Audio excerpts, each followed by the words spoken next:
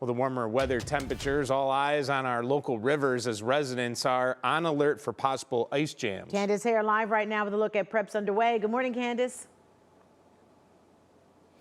Good morning, Danita and Dave. Yeah, it's understandable that there are concerns about this with how cold the winter has been up to this point. We've seen the photos from Lake Erie of how frozen it is out there, and similar scenes among our rivers here in Northeast Ohio as well. And that's why officials are really warning people who live in some of these flood-prone areas to really be on guard. Now, I want you to take a look at your screen, and what you're going to see is some drone footage of the Chagrin River. We know this is one of those flood-prone areas, and when you look at that video, you can see those pieces of ice. They almost look like puzzle pieces all smashed together. And that's when you start to see these flood jams happen when things warm up.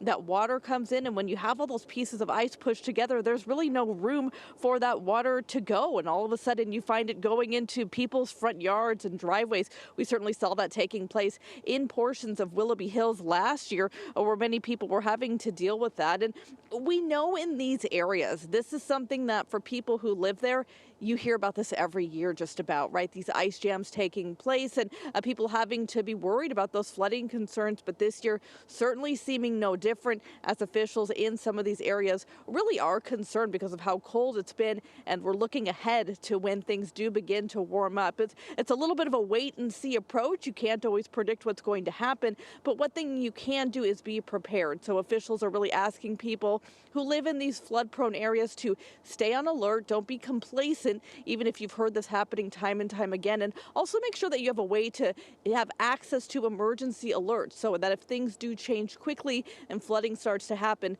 that you are aware of it from the beginning and can make sure that you can act in accordance with that. Dave, Danita? Those alerts definitely help. All right, Candice here reporting live for us this morning. Thank you.